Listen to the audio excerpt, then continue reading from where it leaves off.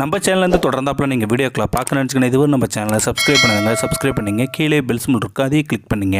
வாங்க வீடியோக்குள்ளே போகலாம். அமெரிக்க நீதிமன்றம் 15 வயது சிறுவன் குற்றவாளி ஒரு கடையிலிருந்து ரொட்டி திருடியதாக கையும் களவுமாக பிடிக்கப்பட்ட போது காவலாளியிடமிருந்து தப்பிக்க முயற்சிக்கும் வேளையில் கடையிலிருந்து அலமாரி கீழே விழுந்து உடைந்தது. குற்றம் செய்த சிறுவனிடம் நீதிபதி வினாவினார். நீ உண்மையாகவே திருடினாயா என்று கேட்டார் நீதிபதி. ஆம், பிரெட் பாக்கெட் எடுத்தேன் என்று சொன்னான் சிறுவன். நீதிபதி, நீ எதற்காக திருடினாய் என்று கேட்டார்.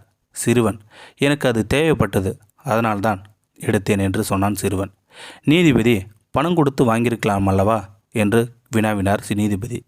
சிறுவன், கையில் பணம் இல்லை, அதனால்தான் எடுத்தேன் என்று சொன்னான். நீதிபதி, வீட்டில் உள்ளவர்களிடம் கேட்டு வாங்கியிருக்கலாம் அல்லவா என்று நீதிபதி வினாவினார். வீட்டில் அம்மா மட்டும் உள்ளார், அவர் நோயில் படுத்து கிடக்கின்றார், ஒரு வேலையும் இல்லை, அவருக்காக திருடினேன் என்று சொன்னான் சிறுவன். நீதிபதி, நீ வேலை ஒன்று பார்க்கவில்லையா என்று வினாவினார். சிறுவன், நான் ஒரு கார் கழுவும் இடத்தில் வேலை பார்த்து கொண்டிருந்தேன். ஒரு நாள் என் தாயாரை கவனிப்பதற்காக நான் விடுமுறை எடுத்ததால் என்னை அந்த வேலையிலிருந்து நீக்கிவிட்டனர் என்று சொன்னான் சிறுவன். நீதிபதி, நீ யாரிடமாவது உதவி கேட்டிருக்கலாம் அல்லவா என்று வினாவினார். சிறுவன், நான் காலையிலிருந்து வீட்டை விட்டு இறங்கி 50க்கும் மேற்பட்ட ஆட்களிடம் வேலை கேட்டேன், யாரும் வேலை தரவில்லை. நான் நம்பிக்கை வைத்து எல்லாம் அஸ்தமித்தது. இறுதியில் இதை செய்ய வேண்டிய சூழ்நிலைக்கு ஆளாக்கப்பட்டேன் என்று சொன்னான் சிறுவன். பிறகு வழக்கின் வாக்குவாதம் முடிந்தது. நீதிபதி தீர்ப்பை அறிவிக்கத் தொடங்கினார்.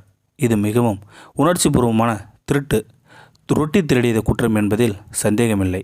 இந்த குற்றத்திற்கு நாம் தான் பொறுப்பு ஏற்க வேண்டும், என்னையும் சேர்த்துதான். நீதிமன்றத்தில் உள்ள அனைவரும் குற்றவாளியே. அதனால் நீதிமன்றத்தில் உள்ள ஒவ்வொருவரும் நான் உட்பட அனைவரிடத்திலிருந்து $10 வசூலிக்கப்பட வேண்டும். இதை கொடுக்காமல் இங்கிருந்து வெளியே செல்லக்கூடாது. இதை கூறிய நீதிபதி $10 எடுத்து மேசையின் மீது வைத்தார்.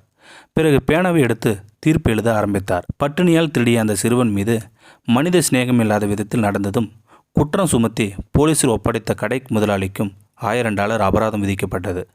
24 மணி நேரத்திற்குள் அபராத தொகை கட்டவில்லை என்றால் கடை நிரந்தரமாக மூடப்படும் என்று நீதிமன்றம் உத்தரவு பிறப்பித்தது.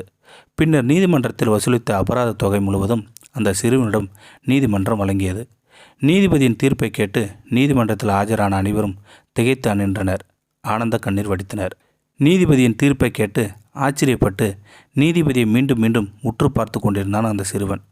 நீதிபதி தண்ணீர் மறைத்து வைத்த கண்ணீர் அவரை அறியாமல் கண்ணிலிருந்து வழிந்து விழுந்தது. நேர்மையும் நியாயமும் நேர்ந்த மனித சிநேகித நீதிமான்கள் நீதிபீடத்தின் துளாசி துல்லியமாக்கி நம்மோடு வாழ்ந்து கொண்டு தான் இருக்கிறார்கள். இந்த வீடியோ உங்களுக்கு பிடிச்சிருந்தா கமெண்ட் பாக்ஸில் கமெண்ட் பண்ணுங்கள், கூட உங்கள் ஃப்ரெண்ட்ஸுக்கு ஷேர் பண்ணுங்கள். இதுவரை நம்ம சேனலை சப்ஸ்கிரைப் பண்ணுங்க, சப்ஸ்கிரைப் பண்ணிங்க. கீழே பெல் சிம்பல் இருக்குது, அதையும் கிளிக் பண்ணிங்க. தேங்க்யூ ஃபார் வாட்சிங்.